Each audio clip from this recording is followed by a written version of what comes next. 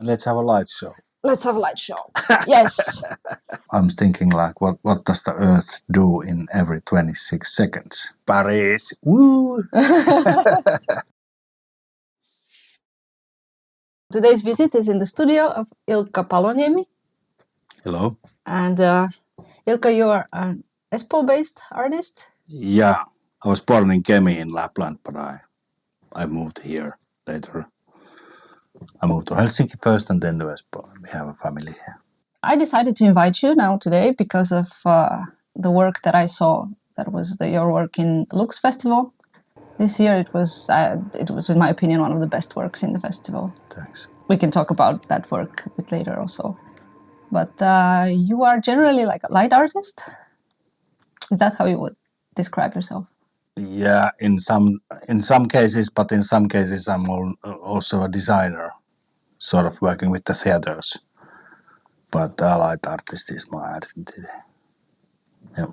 We are in this studio of yours, which is workspace, garage, and what else? Man cave. Man cave. How long have you been in this? We moved to this house in 2016. So not that long ago. Yeah, actually. no, 9 years. So before that you were somewhere, and you've had a studio in other places apparently. Yeah. Have you had shared studios? Yeah, sort of. The last studio where I was a shared studio and I had a own room there. And now you are only by yourself here? Yes, mostly. My wife is also, but she has other spaces in upstairs. She works there. And she has her own studio. She's doing photographic things, photographer, artist. Yes. Okay. You didn't want to combine it into one working space together? I think it's because this is yeah, but she needs her own room and I need my own room. Yeah. With their own rules. Sure. It's better that way. Yes, I guess. Yeah. So how do you prefer to work in like a separate room generally, like by yourself and not have another artist around? Yeah, I don't mind it when at least I have my own room in the collectivity or something like that. That's okay with me. We can share the coffee and so on, but not in the same space maybe. And how big is this space that you have? This is like maybe 30 square meters. 30. Yeah. And you have two rooms. This one that we are in. This like old garage. There's the doors and there used to be cars here. My car has been there, but not anymore. And then I have another room where I do my office, my computer room. So what would you say is the most important element for you in a studio? For me? Yeah. What do you like about it the most? I think it's a combination that I have tools here and I have my other tools. I have my welding machines and stuff like that, and I can do woodwork, metal work, different kind of housing work which are related to this. This last summer was the first summer I didn't do any renovation work for the house. Congratulations! Yeah, you got there. Yeah, my first summer I didn't do anything, and that was decided in the previous summer. But last summer I did quite a lot of artistic work then. So from now on you are only doing the artistic work? No, I will be back in the housing things, of course, but it's a good combination. Yeah.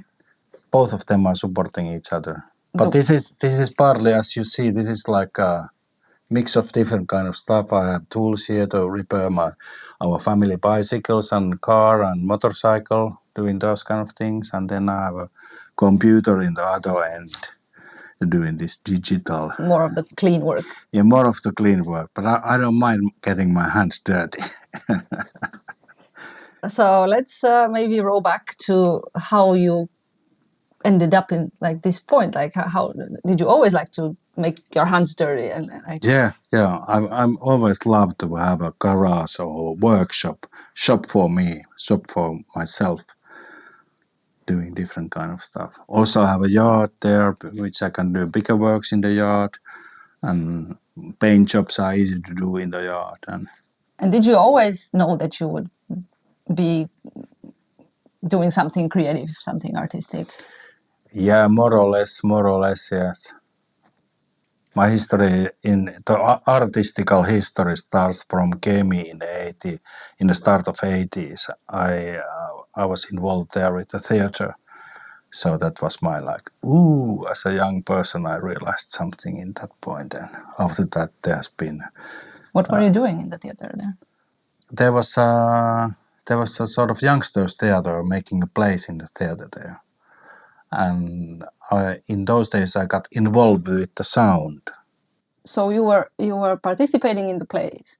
Yeah, I was part of the You were an actor then? Yeah, actor basically. In the start, and I was playing drums in a place, and then I moved to sound, and later I moved to work with the light. And during those days, I was also a doorman in a local cinema archive type of thing, city around it, and there I saw my first sort of art of cinema sort of. I realized that this kind of thing exists because the commercial cinema which was being shown in the theater there, that was like only these Tarzans and these youngster movies, and then I was facing this art of cinema. So it's kind of always been in this like one performative area, but sort of like the moving art of moving image.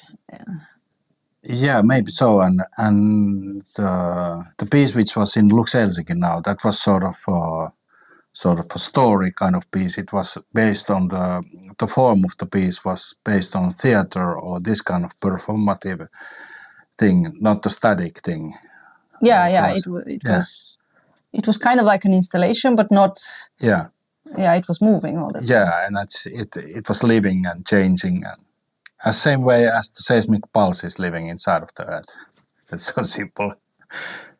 Well, it sounds simple, but it's not in the same time. I know it's. No, but it's. Yeah. Okay. Let's maybe. Yeah. Check in about that piece, and then we go back to your history. That work was called Seismic Pulse. Yeah. And how did the idea come about? Yeah, it came to me like sort of 5 years ago. I read this article of this seismic pulse, which told me that okay, there's a phenomenon which has been found already in 60s, and it's a pulse or noise which is happening inside of the Earth, and it's happening approximately 26 seconds, and it's revolving and doing. And I found out that the science people, the seismologists and those kind of guys, they didn't had a good explanation what it was, and they didn't, for some reason they didn't want to check it out what it is, and I found it very interesting. I'm thinking like, what does the Earth do in every 26 seconds? Yeah, and takes a breath.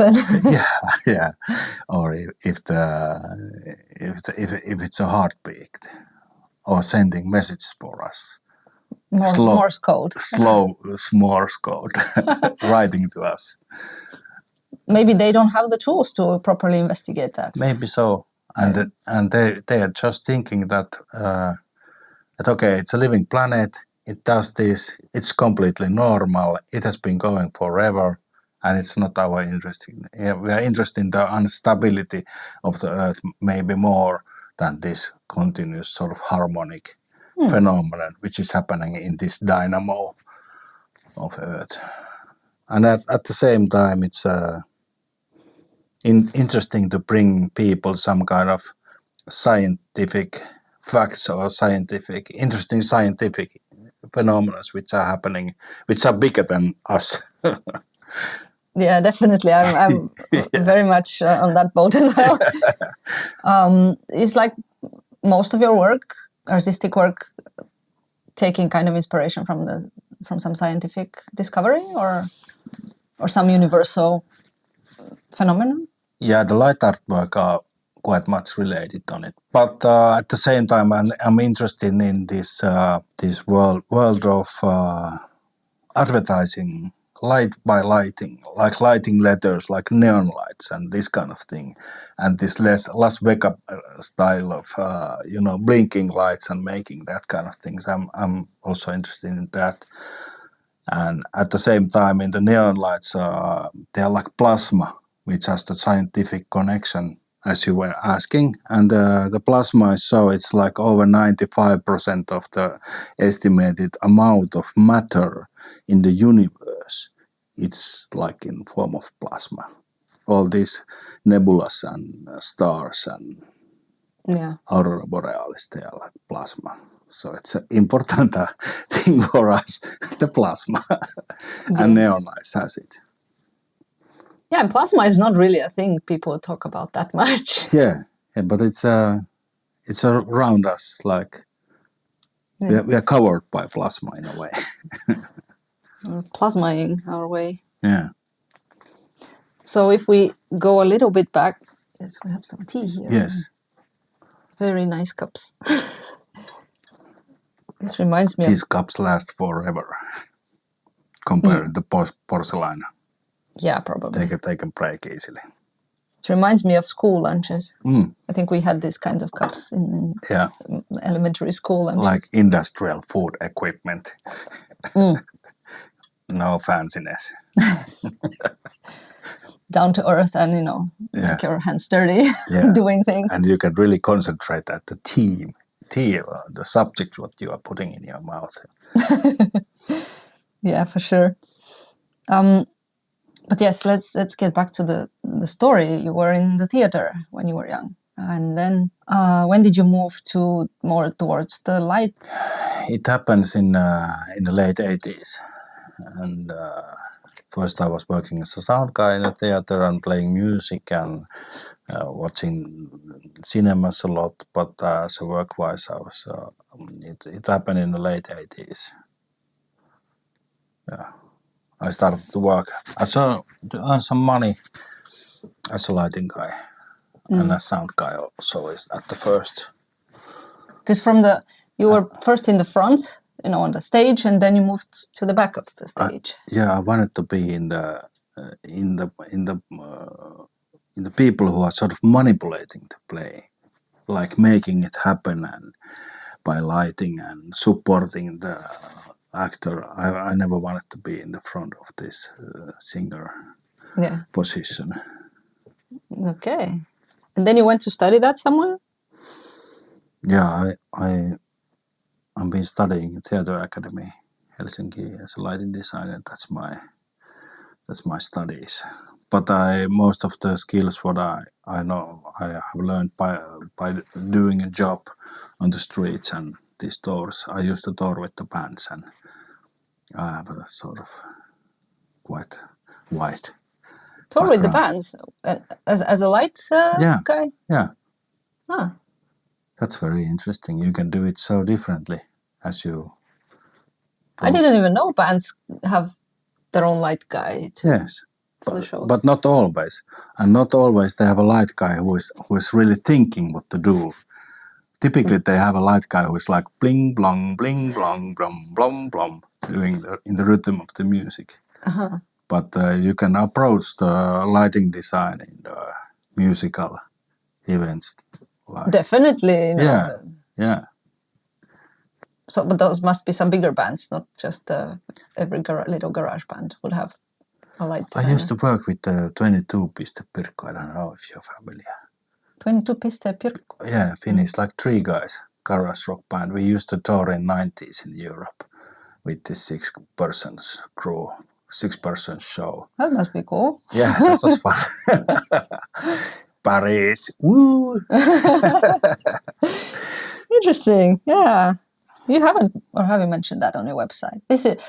Everything I know about you and your work is from your website. Yeah, my website is concentrating the situation nowadays I have it. But in my resume, there's a lot of this. But I think the recent website is only sort of marketing my work, what I'm doing now, so to say, telling Marketing. What does heavy the stuff. chat GB? What the artificial intelligence said about the marketing?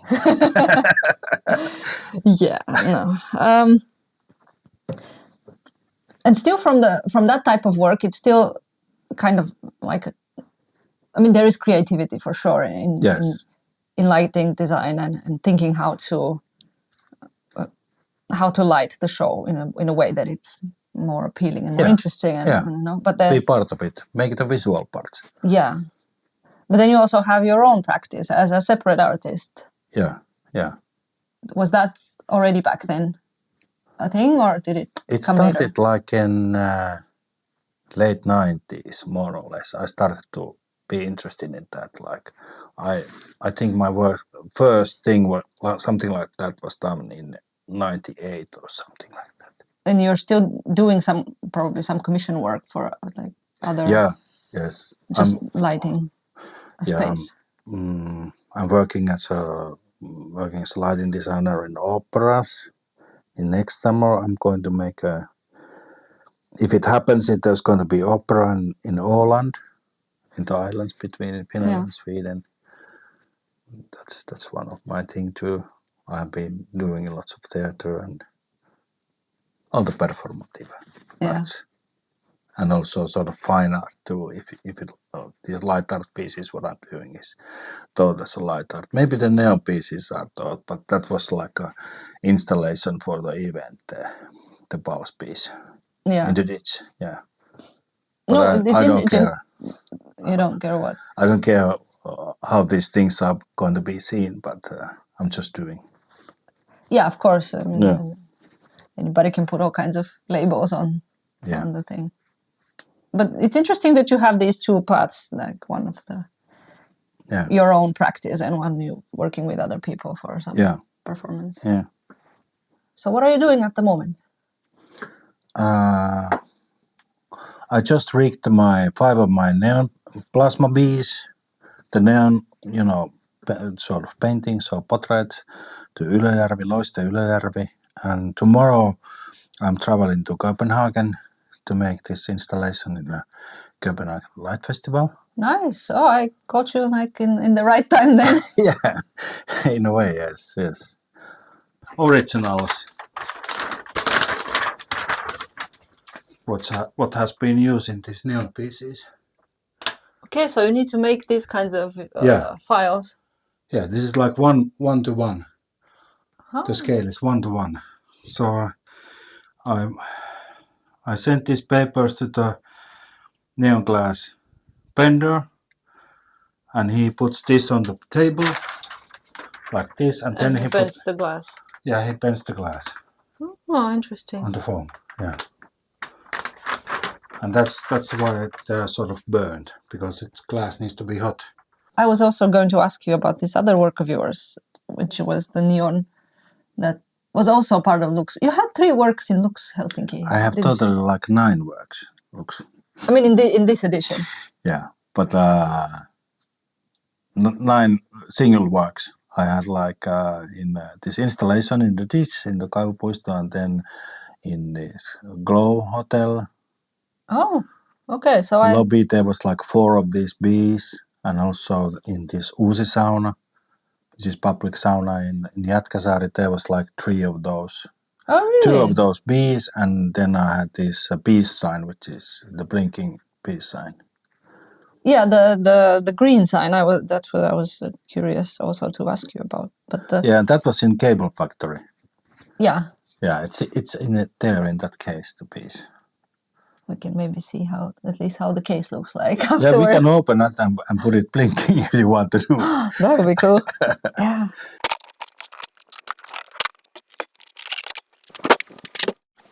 If you think about light art event, there's a market square with a big mapping or something big, and then another place where there's something big, and you need something small in between to fill the concept of the event, and that's made for that. Yeah, that has a little bit of environmental twist to it. Yeah, and also it's related of this Americana style, what you see in American motels and like 50s, 60s aesthetics? Yeah, something like that. Are you interested in that? Yeah, I'm interested in this. I'm interested in neon lights, and those neon lights has been very big in this in the United States, Americana culture, because they used to have these motels like Stardust Motel on the roadside, and that was like big ass sign. And over there was this definition, smaller definition signs like color TV, water beds, and then 100% refrigerated air. That was like the cooling system. Also, that was actual. Yeah, Okay. yeah, it's Refrigerated air. Yeah, I stole it there. 100%, 100% refrigerated air.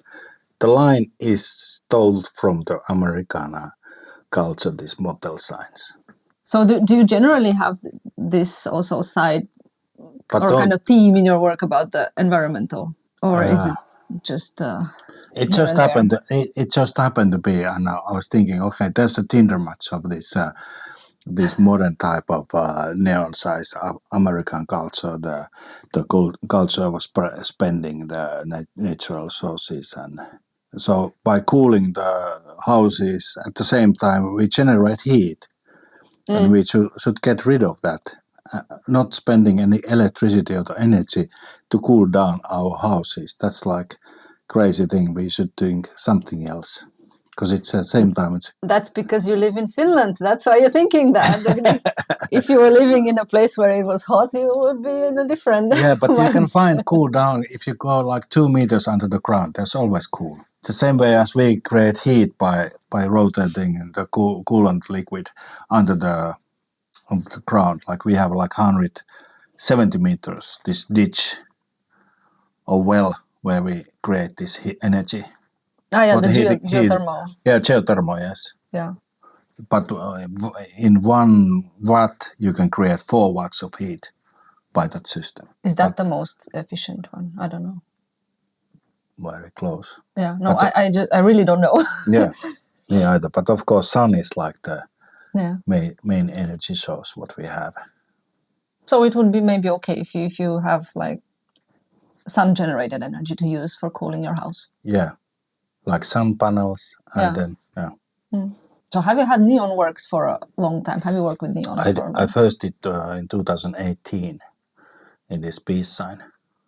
So Yeah, which is now in Denmark. I have read somewhere that neon is pretty bad for the environment also. That's like bullshit. Is it? Yeah, it's like the only thing which is sort of a little bit negative. It's like how much is it's spending energy, but neon pipes, these are like totally you can sustainable them. It's only glass, and then the neon gas, and then the metal electrodes, and all of those can be recycled.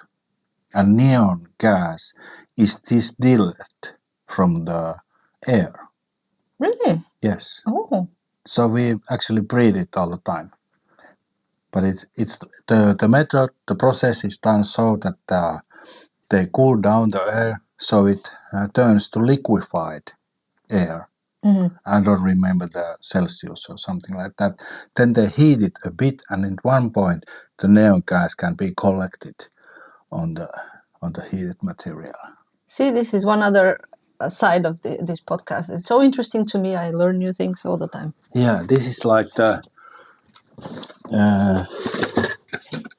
I have here one of these. It's a. Can camera see it? I don't know how. It can see it, but we can also afterwards like take a closer look to it. Yeah, and we can put it burning and take a picture of it. That would be great. Yeah, but it's a glass, and then. So do you order the glass somewhere? Yeah, there's nowadays I think there's only one professional guy working in Finland who is working still with doing this. Oh wow, that's very niche. Yeah, and 20 years ago there was like 40 of those guys. Well, maybe people don't order that much neon. Yeah, and then and that's because of this because the lighting industry they need to have new sources of light to keep the business going on. So that's part of the LED advertisement, advertisement argument. Yeah, there are these strips of LED, or maybe they are also strips that kind of imitate neon a little bit. Yes. Yeah. Like LED neons. But it's not true. It's still existing. It was invented in 1903, over 100 years ago. The system, yeah. And it's still working. And I think it's one of the original light sources, artificial light sources. Yeah. Because when we talk about light, we should separate the sunlight or the sun-based natural light. But this artificial light, what humans are. We humans try to do something. I mean, thank God that we actually managed to do something. Because imagine if you were still using candle lights to live in the night. And I think it's a part of the survival, especially here in North, when the dark time is so long. And it's that's the reason why I have the relationship with the artificial light, sort of so deep. The green color in this is very intense. We can go and light it up.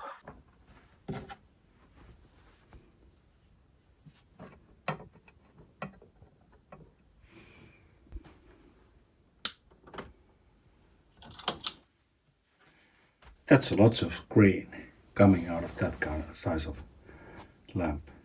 Sort of new neon piece, which has already a name, and it's made out of these old neon letters or marks, and I put two of them together and to make this sort of equal mark as a mathematic form.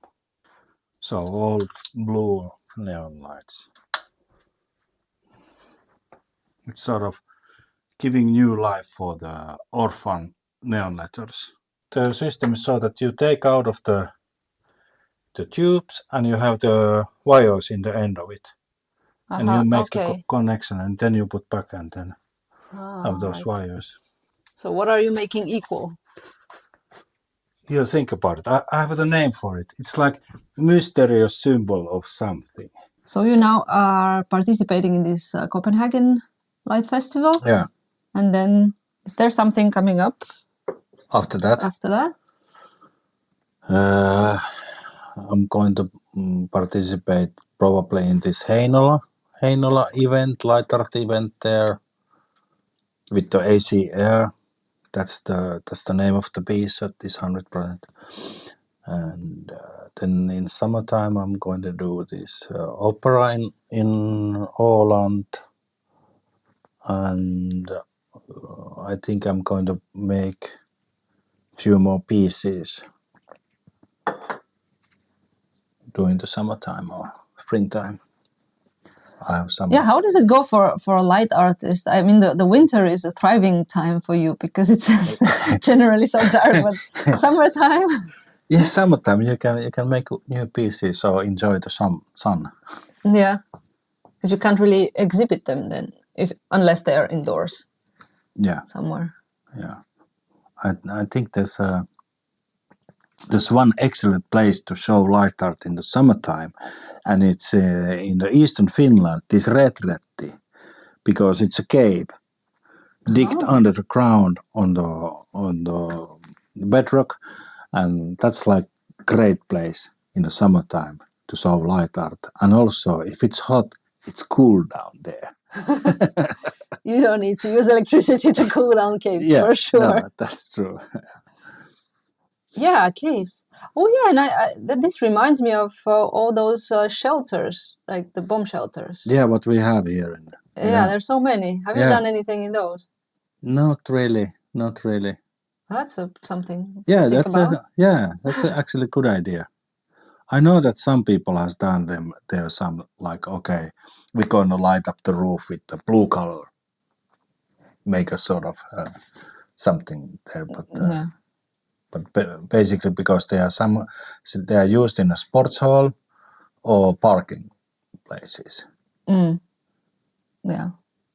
There has been one or two events also, like a more art related, but I guess not that much. Yeah. And in Suomenlinna, do you know that place? Flash used to make their exhibitions, like the first biennales. What? I don't think I was at that event. You didn't see them, but we did. I mean, I've seen light events in Suomenlinna on various occasions, but I'm not sure if I. You mean? I mean, what Flash did, the Finnish Light Art Society. Yeah, no, I don't think I saw that. Yeah, but there was sort of cavey type of spaces inside of this. How do you call them? These castle type of stone structures, tunnels and rooms. Yeah, there are many. Yeah. So you mentioned Flash. Maybe it's good to say also are you still part of the Finnish Light Art Society? Yeah. That's what Flash stands for. Yeah, I was one of the founding members of it. It's somehow nice that in Finland there are these different organizations for every type of art almost. Yeah. And also for light art. Yeah. Even if it's probably a smaller amount of artists working with that, but yeah. Yeah, I think the main thing for it is like gives support for all the people who are working with the light. If they want to have some kind of support with them, that's a sort of society you can join. Yeah. And Flash has been pretty active the last few years, right? Yeah. Last 2 years they have this curatorship services. So you can have this clinic of meeting curator with your idea or working. If you work in a process, you can order a clinic time with the curator and you can talk about it with the professional curator about That's very useful. That's very useful. And also another curator, you can work with her and she's very good in helping in these writings, how to tell about your... That is even more useful for an artist. That's part of the marketing. Yeah, definitely. I mean, whatever you apply for, you always have to describe it in words. Yeah. So it's just inevitable. You have to learn how to do that. Yeah. Okay. So if anybody's interested in that, they should check Flash. Unfortunately, it stopped. The service stopped because it was founded by European foundings and it stepped down. Over. Are you planning to do it again if you get some other funding for it? I don't know. Probably, yes. Because that I can see a lot of use for that. Oh. But you mentioned curator, and you have been a curator. Yes. How did you step from although you have done that step before from the one side of something to the other, like this, from the side of the artist now to the side of the curator? Yeah, it happened in Lux Helsinki, and we applied for there was a tender going on for the organization or something like that to do the Lux Helsinki, the production of the Lux Helsinki. And we applied that with the team, and I was part of the team, and in that point I was a sort of technical director of the Lux Helsinki. And then we had this strategy that we will travel a lot and see other festivals and learning by how they do it and see all the mistakes, what they did, try to find them, and also the great things which are important for that kind of type of event. And we managed to do it like in the peak was in 2020, just before the corona started, and there was over 600,000 people in streets of Helsinki. I remember Lux was like massive at some point. Now it's a bit different and it's spread it. It has shrunken a bit last. Yeah, also maybe, but it was also the strategy is a bit different nowadays. They spread the pieces around and they don't do this route as we used to do in Lux Helsinki. And our concept was that we invite people to one point where the Lux Helsinki starts. They know that if I go there, they are going to be taken care of and guided to the route, and you can see some good art on the way. Why did it change? It was nice to have this like a path to go to. I don't know. You need to ask your current curator. Yeah. Although this year it was also a little bit like, I mean, the majority of works were situated kind of in the same. Yeah, It was possible to take a route yeah, that's to true. see them. But we used to block the streets, get rid of the cars, just get the people in the streets. It's a Yeah. different thing. Yeah. I guess also maybe Corona changed a bit that Yeah. kind of dynamic. Yeah. People don't gather that much. Yeah, I remember when it was 2018, we had this route and we were going next to this fire station in Eira. And we counted in the first Sunday hour, like 24,000 people going at one point. It's crazy, yes. When there is a big event like that, how many people go out. Like I'm always surprised. Oh, this city has so many people actually. In the middle of winter. In the coldest time in January, beginning of January. Yeah, in 2016, there was like minus 26 Celsius. I think that might have been the year where I had my little piece in the Lantern Park. Okay, also great. At some point, I think the Lantern Park was a nice project also. It was great. Yeah. They should do it again. Yeah. But yeah, minus 20 something, like your nose is frozen, but you still have to be there. And there were people queuing in the Espoo stage in 2016. It's minus 26. There was this Medicine City in the Espoo stage. Do you know the location? Yeah, in front of the cafe. Yeah, Kappeli. Yeah. And there was people queuing to get in to see the Medicine City. Yeah, definitely some big thing happening. Yeah. When nothing else is basically happening. Yeah. So you've been a curator of looks. Have you been curating something else? Yeah, I curated. I was part of it with the Flash first years as a curator, as the organizer, and also we did with the Flash Vallisaari. That was a nice event, and also we did with the Flash and Espoo, city of Espoo, the Treskenda. We did the Espoo Visual Festival for one time. So, how are things different being on the curating side of things? In curating, you design the whole event. You design the whole exhibition.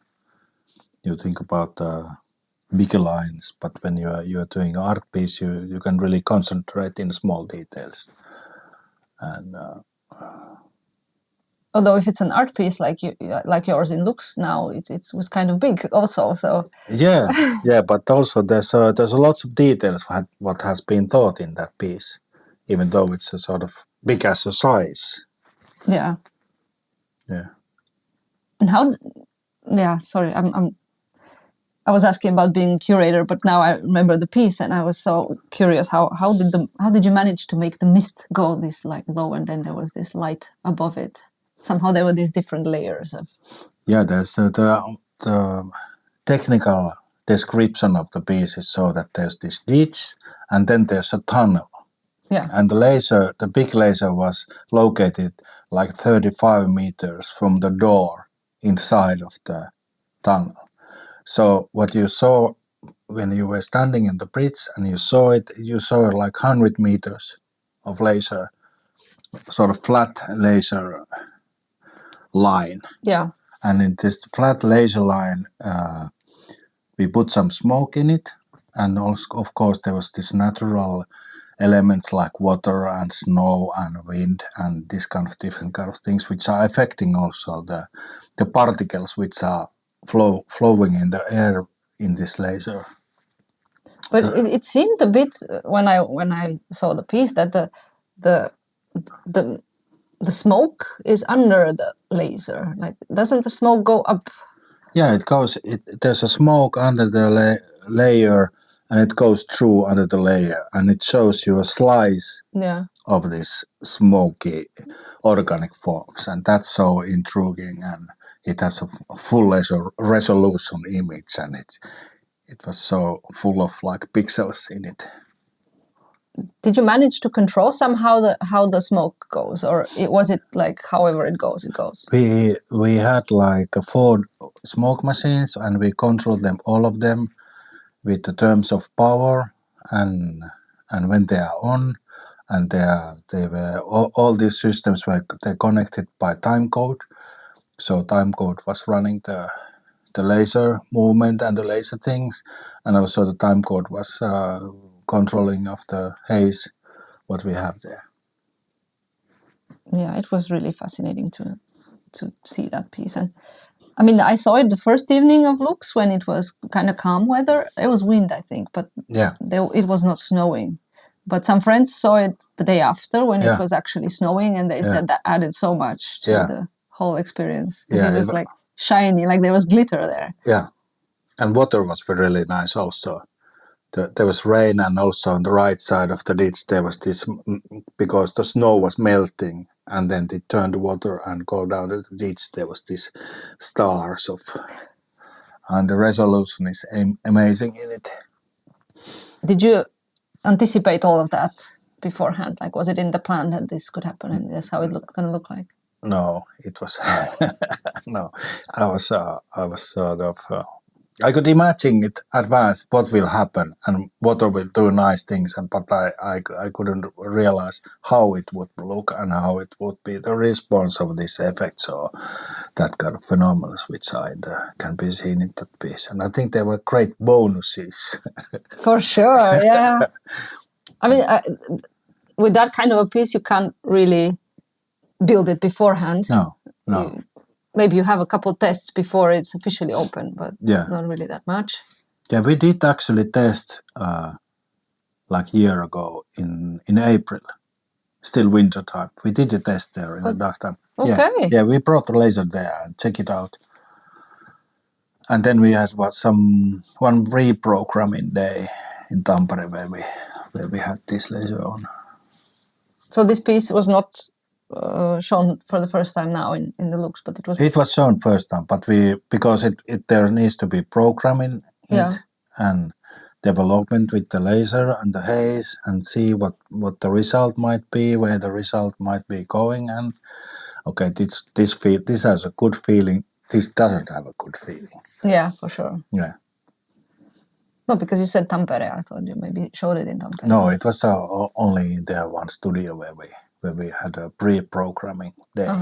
You said that this idea came 5 years ago. How did you manage to keep it interesting for yourself for so long? That was the point, and it's supposed to be like last year already in the same place, but we waited for 1 year to get rid of this construction site barracks which were there. If you notice them, there's this construction site barracks. I didn't. Well, that tells only the fact that it doesn't have any meaning for the piece itself. Yeah. Because I wanted to have a nice, clean site for sure, to get rid of all these temporary things. So you really have to believe in a piece to kind of keep the energy going for a few years, that okay, this is going to be a great piece, even though you can't really make it beforehand to see properly how it's going to look like. Yeah, and for the first version, what I did a sketch of this neon piece with the same name.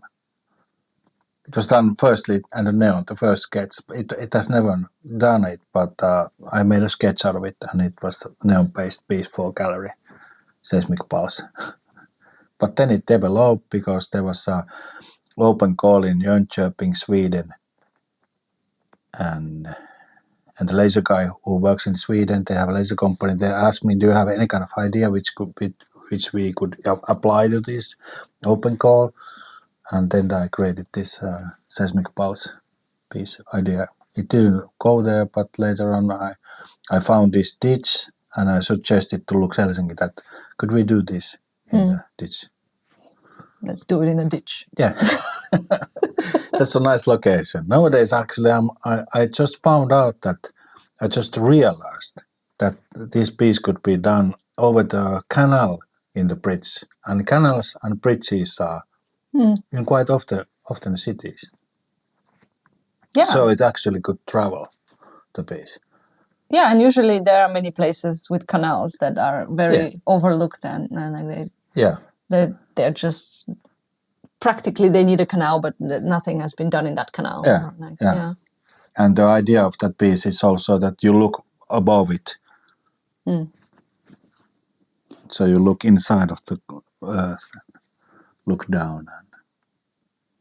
Because typically, I've been thinking this, because typically lasers are above you. They are done above you or something like that. In parties and such. Yeah. I think also it's an original light source as neon is. It has a special character in it. It's very strong. Yeah, for one. it could be very strong. That was like a big ass laser what we had there in the ditch. It must have been. I mean, it was. It's a big ditch. Yeah.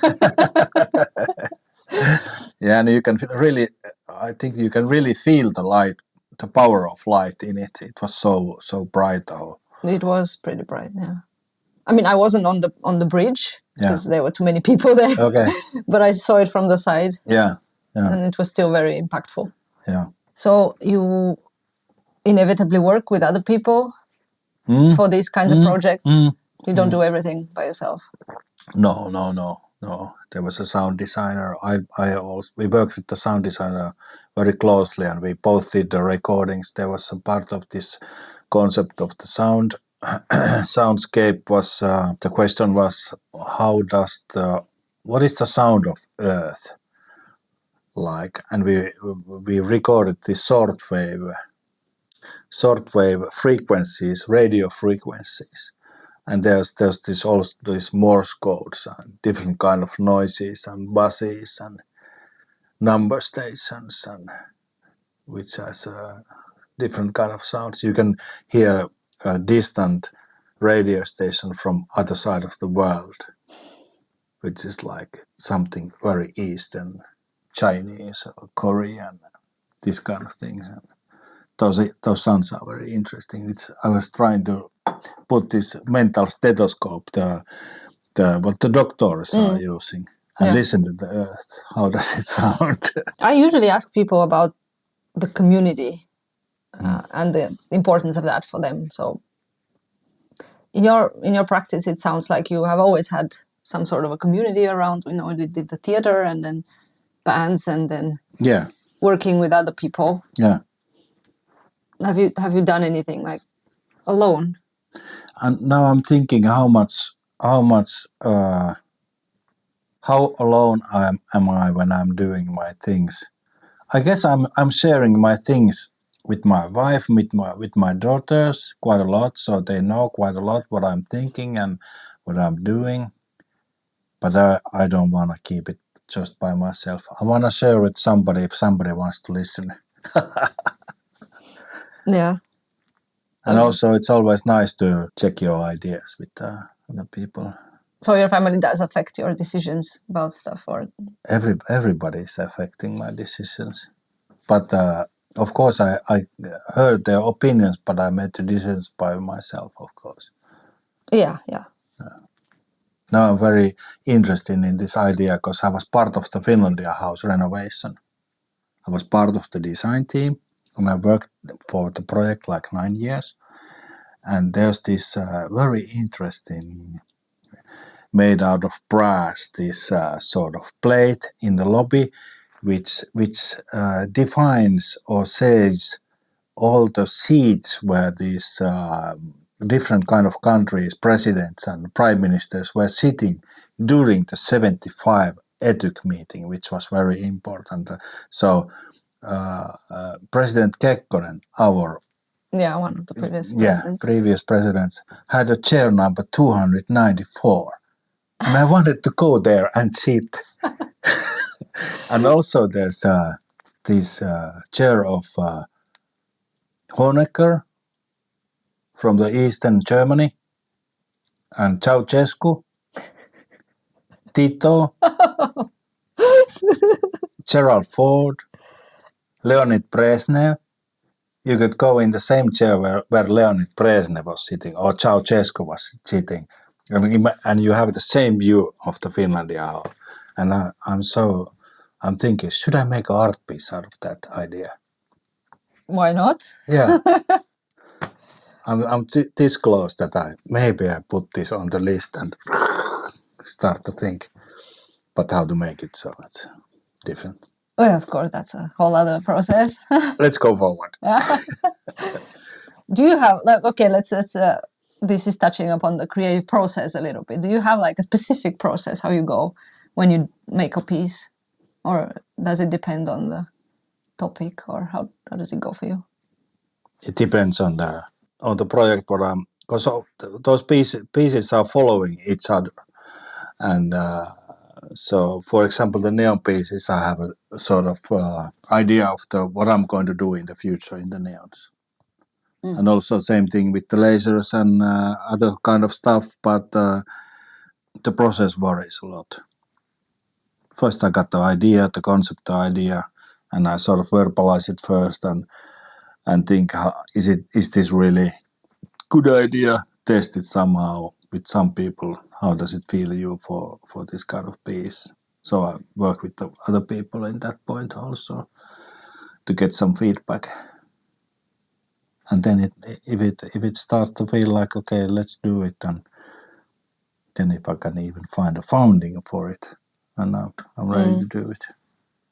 Do you work on a piece if you haven't had the funding first? If I have the money on it, if it's not so expensive. Yeah. But I cannot do this Lux Helsinki size of pieces without funding. For sure. Like, but one neon piece I can maybe make. Yeah. I ask people also how they sustain their practice. I guess for you it's been always the lighting jobs, or and maybe project funding somehow. Yeah, it's I think all my works are related with the light. Of course, that's like my thing. The natural movement of year, how the summer or winter and those kind of things, they put some kind of rhythm in it also. Yeah, I guess. Yeah. You mentioned that you create something in the summer and show it in the winter. Yeah. Or have an idea in the winter. What should I do next winter? And realize it with the summer. In the summer, maybe that's the way. Well, are there periods where you don't have an idea and you're just stuck? Yeah. Sometimes I don't work at all, but most of the ideas, they come like in the basic concept. They come like blizzard or lighting. They just hit me. Okay, wow, there might be something interesting in that, and I write it down, and then I forget it, and then I probably come back to the original idea. Do you often visit exhibitions? Yes. You go to openings, or do you prefer to be at another time? Both, but I think during the high season of light art, which can be seen the winter, I don't go so much exhibition, but for sure next week when I go to Denmark, I will go to exhibitions there to check out the situation. And where would you go in Helsinki if you visit exhibition? Are there some places that you prefer to go or try not to miss or something? I try to see all the exhibitions in what are happening in National Gallery, Kiasma, in Amos Rex, at least. Then I'm watching what's happening in the Moo Gallery in Cable Factory. Then I always check what's going on in Saara Hildeen in Tampere, and also in Mänttä, the Serlachius Museum. Those are my list, of course, other solo exhibitions then. Yeah. Are there some artists whose work you follow, or some other artists whose work has influenced your work or inspired? Yeah, there's quite a lot of them in different kind of in the light art scene. I admire James Turrell and Olaf Eliasson. They are quite strong.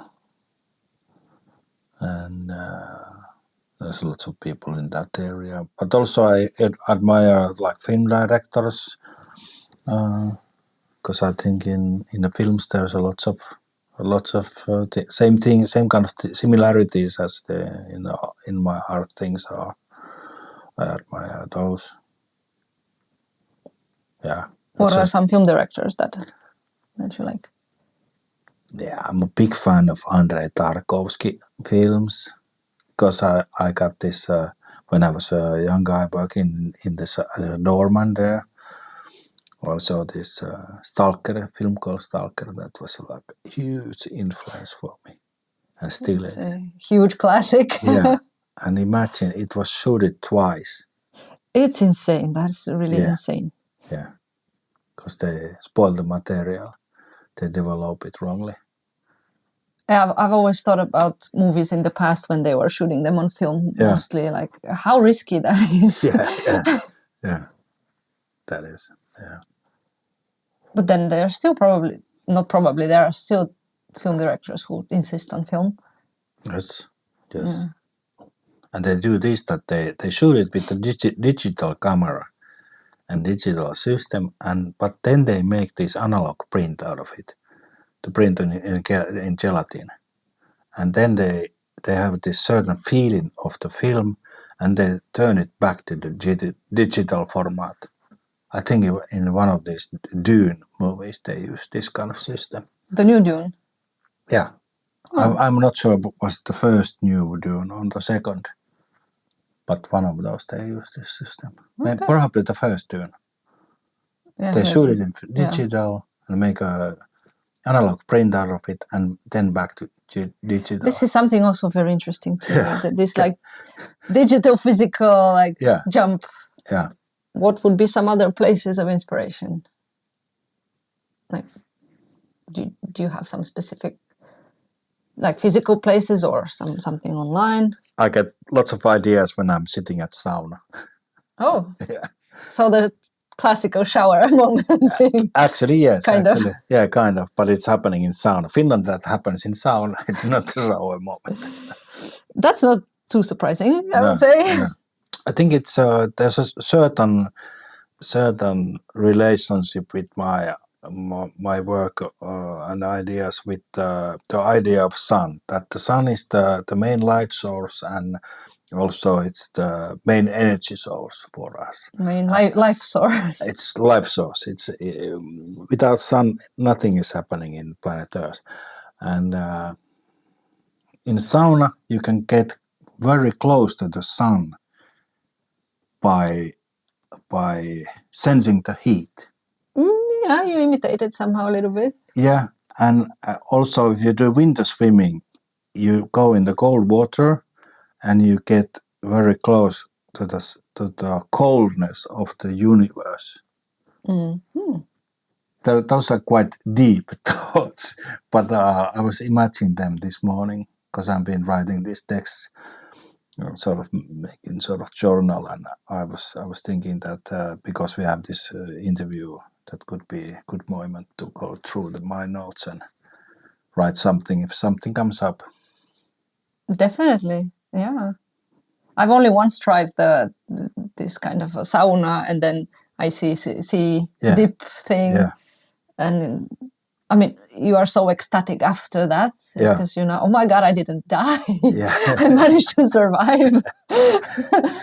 But yeah, it's a unique type of an experience. Yeah, and it's also nice to get this really living feeling when you go in the hot sauna and then the cold sea, and in the sea when you are in the freezing water, you panic like hell. Like, okay, I need to get out of here, and you get this panic mode. Your body goes into panic mode in the cold water.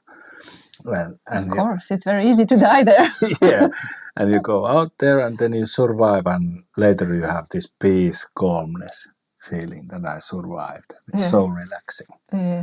Well, was that all I had? I think that was all I had. Thanks. Thanks to you.